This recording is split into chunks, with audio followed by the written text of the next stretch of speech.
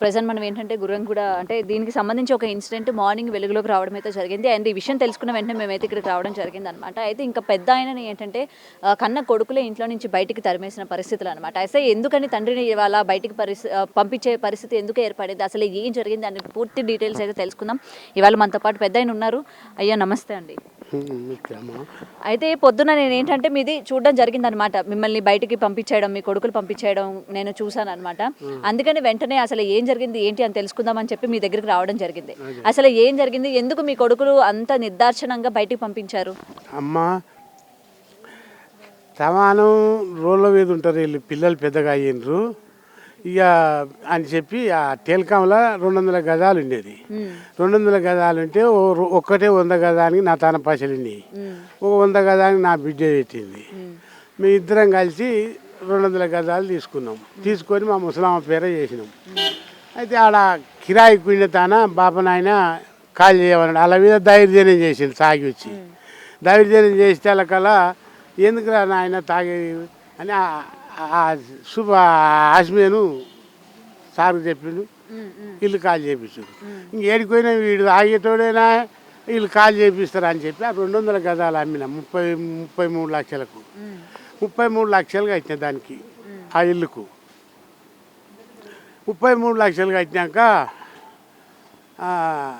ఒక మేము లోన్ తెచ్చుకుంటాం అని చెప్పి మా పేర చేసుకుంటామంటే లోన్ తెచ్చుకోరే, ఇప్పుడు నీ పేరు అయితేంది నా పేరు అయితేందిరా, ఒకవేళ రిజిస్ట్రేషన్ కాడికంటే తోలుకపోతుంది, ఏడికంటే తోలుకపోతుంది, పైసలు అయితే నేను కట్టి అని అంటే ఏమో నీదైతే నాదైతుంది అని అన్నాడు. 2 నెలల తర్వాత నాకు 2 కొడుకులు 2 బిడ్డలు. అయితే నా చిన్న కొడుకు యాక్సిడెంట్ అయ్యి అల్కాపూర్ బస్ స్టాప్లో యాక్సిడెంట్ అయ్యి చచ్చిపోయాను. చచ్చిపోతే ఆయనకి 2 బిడ్డలు ఉన్నారు. నేను అన్న ఓనాడు అమ్మ ఏమిరా మరి ఆ పిల్లలు కూడా ఇంత పాలు ఇవ్వాలి, ఇంకా తండ్రి లేని పిల్లలే, చిన్నప్పటి నుంచి నా ఇంకా కష్టం చేసినవాడు వాడు, నువ్వు ఆ ఒక్కనాడు కష్టం చేయకపోతువా అని చెప్పి నేను అన్నాకేం చేసాడు, నా కొడుకుది ఫోటో ఉంటే ఫోటో తీసుకుపోయి వాళ్ళకి తెంగిండు. ఎక్కడో వాళ్ళకి తెంగిండు. నా ఫోటో ఎందుకు వాళ్ళకి తెంగిండ్రు, ఎక్కడ వేసిండ్రు అని చెప్పి నేను అన్న అనేటలకలగా లొల్లి పెట్టింది. లొల్లి పెడితే కల మా ముసలామ్మను కొట్టింది. మా కోడలు ముసలిదాన్ని కొట్టింది.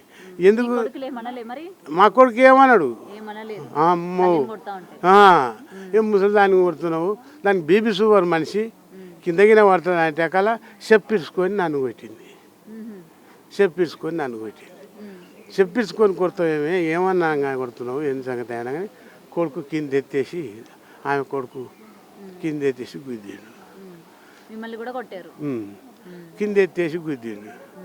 ఏ మరి కొత్త గుద్దే బదులు సంపురా మరి ఇడికి కూడా మాసిపోతుంది అని చెప్పి నేను అంటే ఇక ఏడికి పోలీస్ స్టేషన్కి వచ్చినా న్యాయం జరగలే, ఏడికి పోయినా న్యాయం జరగలే. సబ్జ అయిందా రెడ్డి దానికి పోయినా పోతే నువ్వు ఏడికి వద్దు, నేను అందరికి ఫోన్లు చేసి చెప్తా కానీ నువ్వైతే పోయి ఇల్లు పేర చేసుకోపో అన్నది. వీళ్ళ దానికి వస్తే వీళ్ళు ఎవరు పట్టించుకుంటలేరు. ఈ 4 ఏళ్ళ నుంచి తిరిగి నాకు ఏస్టకు వచ్చింది. ఏస్టకు వచ్చినాక పోయి సంగమల కాళ్ళ మీద పడ్డామ్మా నీ కాను. బిడ్డలు ఏమంటున్నారయ్యా? నా బిడ్డలే పెడుతుండ్రు. ఇప్పుడు ముసలిదానికి 6 లక్షలు అయినాయి. 6 లక్షలు అయినాయి. ఉంటుందా చచ్చిపోయిందో చెప్తలేడు డాక్టరు. మా తోటి గుర్ర అంటారు అంతే, కానీ చచ్చిపోయిందా ఉండదా అని ఏది చెప్తలేరు వాళ్ళు, చెప్తలేరు. ఎలాగనే ఉన్నది మొత్తం. మీరు మొత్తం కూడా ఏంటంటే ఈయనతో పాటు ఉన్నారు కదమ్మా, మొత్తం ఇవాళ పోలీసుల దగ్గర కూడా కంప్లైంట్ ఇవ్వడం జరిగింది. పోలీసుల దగ్గర నుంచి ఎటువంటి సమాచారం అందుతుంది, వాళ్ళు యాక్షన్ తీసుకుంటా అన్నారు? పోలీసుల దగ్గరికి వెళ్ళి పొద్దున సిఐసార్ వచ్చిందండి అమ్మ, పొద్దున 6 గంటలకు వెళ్ళి ధర్నా నడుస్తుంది. అక్కడ కూడా స్పందన కూడా మా ముందరనే డైరెక్ట్ వచ్చి కోడలు మళ్ళీ కొట్టడం అయింది, కొడుకు కూడా కొట్టడం అవుతుంది. కొడుకు ఖాళీ చూస్తూ ఉన్నాడు, మనమడు వచ్చి అడ్డగోల గొంతు వీసుకోవటం కూడా జరిగింది. మేము ఒక 30 మంది ఉన్న తర్వాత కూడా మా ముందరనే డైరెక్ట్ కొడతా ఉంటే ఇది దారుణమైన చెప్పేసి మొత్తం ఈడిచి కింద పడేసినాక కూడా తీసుకొచ్చి ఆయన ఆపేసేసిన తర్వాత మేము ఇప్పుడు దాకా జరిగింది, మీరు ఏ విధంగా పోతారు, ఎట్లా ధర్నా చేస్తారు అంటే సమాజం జంతువులకైనా ఉన్ని మానవ ఒకరికొకరు కాపాడగానే 6వ నెల 26 తారీఖు వచ్చింది జియో కలెక్టర్ దగ్గరికి వెళ్ళి. కనీసం డిపార్ట్మెంట్ కూడా 2-3 సార్లు కంప్లైంట్ ఇచ్చిన. ఇప్పుడు దాకా సిఐ సార్ ఇప్పుడు పిలిపియడం జరిగింది. ఏంటంటే మీరు అక్కడికి రండి, మీ కొడుకు దగ్గరికి వీళ్ళు ఏం కావాలో నేను న్యాయం చేస్తానని చెప్పారు. అందుకే పెద్ద మనిషి మళ్ళీ ఇక్కడ తీసుకొని వచ్చినాము. మరి భార్య గురించి కూడా చెప్పారా? ఆయన గురించి ఆవిడ పరిస్థితి ఎలా ఉంది ఏంటని ఒకసారి చూపించండి. సార్ని కూడా అక్కడ లెటర్ మేము చూపించడానికి కూడా చేస్తే కూడా సార్ కొంచెం ఆవేదన పడ్డాడు మా మీద. అసలు ఏం జరుగుతుంది కూడా తెలియకుండా ఒకరింటి మీదకి ఎట్లా వస్తారు అంటే సమాజంలో ఇట్లాంటి ఘోరాలు ఎన్ని జరుగుతూ ఉన్నా కూడా సిగ్గు చెట్టకుండా ఏమి తెలియకుండా కూర్చోమని చెప్పడానికి మాత్రం వినిపిస్తుంది మాకు. కానీ రక్షణకు ఒక మనిషికి తోడున్నాము, ఒకరికొకరు సహకారం ఉన్నాము, ఆదుకోవాల్సిన పరిస్థితిలో మనం ఉన్నాము అనేది మాత్రం దిగజారినట్టు మాట్లాడటం అవుతుంది. కానీ ఒకసారి మళ్ళీ రిక్వెస్ట్గా తెలుసుకుందామని చెప్పి ఇప్పుడు ఏం న్యాయం చేస్తారో సార్ దగ్గర అడుగుదామని చెప్పి తీసుకొని వచ్చినాం. కనీసం ముసలమ్మ దగ్గర కూడా పోయి కలిసే పరిస్థితి లేదు. ఆమె సచ్చిందా బతికి ఆల్మోస్ట్ ఫోన్ వచ్చింది చచ్చిపోయిందని తనకి చెప్తే బాగుండదని చెప్పి ఇంకా మేము చెప్పాలి. తనని ఎక్కడికి తీసుకెళ్లాలో కూడా తెలియని పరిస్థితి. ఆల్మోస్ట్ ఫోన్ వచ్చేసింది. ఇప్పుడు దానికి సార్కి మేము సార్ ముసలమ్మ ఆల్రెడీ చనిపోయింది, సరే 30 లక్షలు 33 లక్షలు ఇచ్చినా అని చెప్తుండు. ఆయన 33 లక్షలు తీసుకొని తిని బతికేటోడు మనిషి కాదు. రేపైనా సావచ్చు, మాపైనా సావచ్చు, నెలకైనా సావచ్చు. కానీ ఆ భార్యని చూసుకునేటానికి కూడా నాకు లేదు. చచ్చిపోతే బాడీ తేవాలంటే ఎట్లానే ఆశ్రయం కోరుతుండు. దానికి ఇది మీడియా వాళ్ళ మిత్రులందరూ స్పందించాలి. ఖచ్చితంగా మనకు మారేసరికి ఇలా న్యాయం జరిగే వరకు అందరు అండగా ఉండాలని. హాస్పిటల్లో ఉన్నారన్న విషయం తెలిసిందా?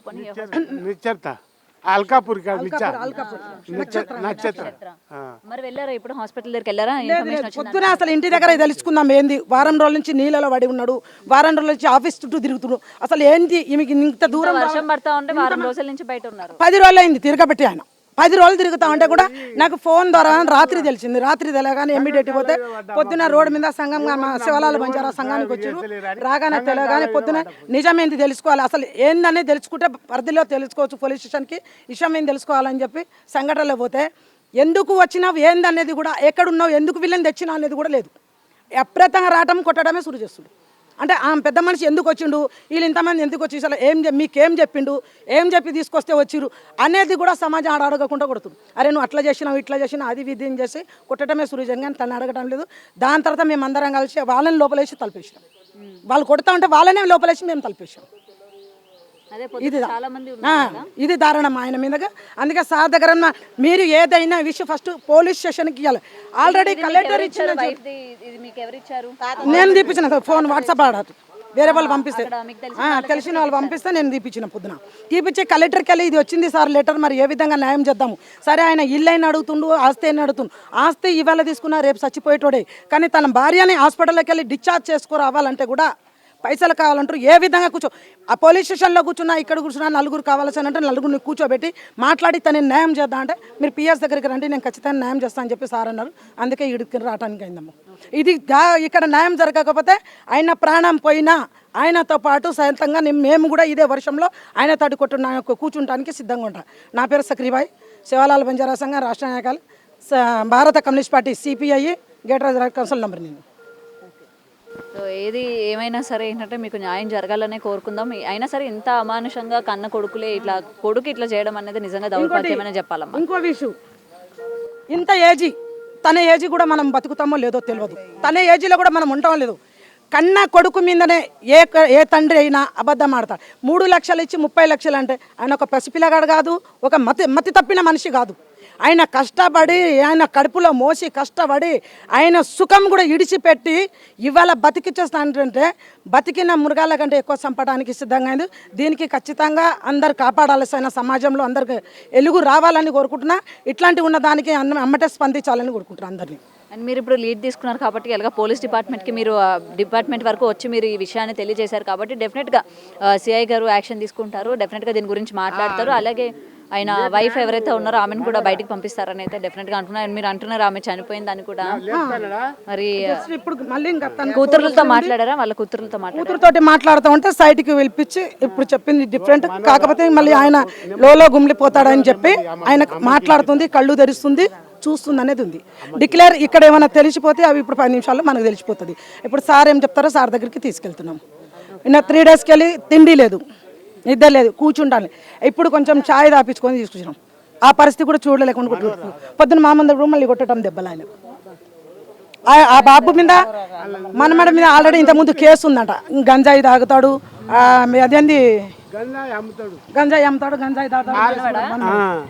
ఇదివరకు దూదిపేట పోలీస్ స్టేషన్లో పడితే ₹1,00,000 కట్టి ఇడిపించుకొని వచ్చిన తాతకు ఈ రోజు కట్టంగా అదే నిశతోటి అదే దాడి చేయటం. మళ్ళీ ఎస్ఐ పోయి దండం పెట్టి నువ్వు వచ్చినావు, వచ్చారు మీరే. నేనే దండం పెట్టా, కాలు పట్టుకుంటే పెద్ద వద్దు వద్దు కొట్ట, నువ్వు కాలు పట్టుకోవద్దు, ఇడిచిపెడతా పట అని ఇడిచిపెట్టాడు ఎస్ఐ దూదిపేట గుడం పోలీస్ స్టేషన్. ఇప్పుడు నా ముసలి బతికితే నాకు అదే సాలి దండం పెడతా, నా పైసలన్నా నాకు రావాలి, ఆ ఇల్లు అన్నా నా పేరు కావాలి. ఈ రెండే. ఆవేదమ్మ కూడా తన భార్య బతికి ఉంది, నేను కాపాడుకుంటా, నాతోటి కలకాలం కలిసి కాపురం చేసి 4 పిల్లల్ని కలిసి నాతోటి ఇంత ఏజ్ గడిచింది కాబట్టి తను బతికి ఉంది, ఆ బతికించుకుంటానికి ఆస్తి కావాలని కోరుకుంటుండు. కానీ ఆ ఆస్తి తిని ఆయన అమ్ముకొని ఇంకోటి ఏదో చేయడానికి మాత్రం కోరుకోవట్లేదు అనేది ఆవేదన ఆయన దగ్గరికి వెళ్ళి మనకు కనిపిస్తుంది. అయినా ఇంత వయసు ఆయన చూస్తుంటే మనకే చాలా అనిపిస్తా ఉంది కదా, అసలు ఏ విధంగా కొట్టాలనిపించింది అసలు వాళ్ళకి అర్థం కాదు. కానీ కొంచెం కూడా కోడలు చెప్పు తీసుకొని నాకు కొడితే ఇప్పటికీ చెవిని రాదు. అంటే మంచిగా అన్నం పెడతాం ఇది అని పిలిపించుకొని లోపల గొల్లం వేసి కొడతారంట ముసలోనికి. ఆల్రెడీ కొట్టారు కూడా అయిందట. ప్రాణభయం ఉంది, ఏ టైం అయినా ఇడిసి పెడితే కూడా ఆస్తి ఇస్తాన్ని కూడా చంపడానికి సిద్ధంగా ఉన్నారు. ఆయన ఏమైనా కూడా కారణం వాళ్ళే. అంట 6 లక్షలు నాకు పెట్టు, నేను కేసు తీసేస్తా ఆ ముసలోనికి చంపేసి కేసు నేను చేసుకుంటా అని అన్నారంట. ఎవరు లాయర్ అంట. ప్రజలకు న్యాయం చేయాల్సిన న్యాయమూర్తి అనమాట ఇట్లాంటి పనులు అనమాట. నైట్ సంపూర్రి తెలంగాణ మొత్తుకోర్రి, నేను బయట చూసుకుంటా అన్నాడంట ఆయన. అన్న నాటి నుంచి ఇక ఒకటే ఉరుకులాట. ఆయన గురించి చెప్పారా పోలీసులకి? చెప్పారా? ఇప్పుడు చెప్పినా సార్ ఇంకా ఆవేదనలో వచ్చింది. అక్కడ మేము ఏం చెప్పినా కూడా ఈయన పరిస్థితిలో లేకుండే సార్ అక్కడ.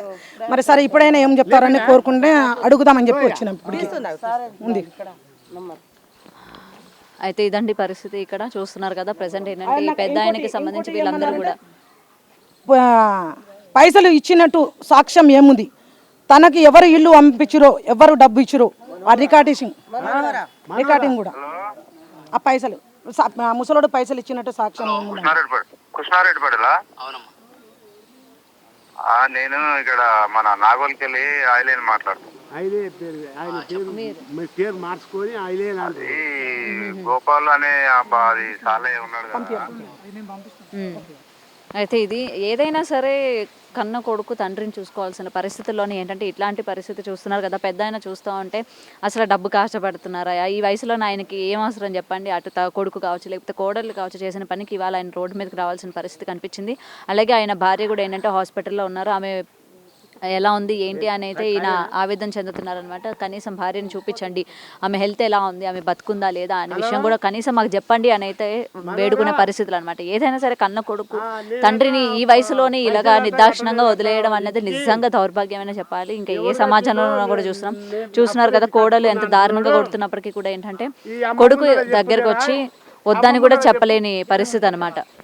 సో ఇదండి, ఏదైనా సరే పోలీసులు వీళ్ళకి న్యాయం చేయాలని అయితే డెఫినెట్గా కోరుకుందాం. అండ్ పోలీస్ డిపార్ట్మెంట్ కూడా అప్రమత్తం అయ్యారు. సో డెఫినెట్గా వెళ్ళి వాళ్ళతో మాట్లాడతాము. ఆయన కొడుకు కోడలతో కూడా మాట్లాడతాము. ఎవరైతే లాయర్ కొడుకుకి ఏ విధంగా అయితే చెప్పారో సమాధానాలు, సో వాళ్ళని కూడా మాట్లాడతామని అయితే ఇక్కడ మనకి పోలీస్ గారి మాటల్లో వింటున్నాము. సో చూడాలి, ఈయనకి ఏదైనా సరే న్యాయం జరగాలని అయితే కోరుకుందాం. For more videos like this, subscribe Big TV channel.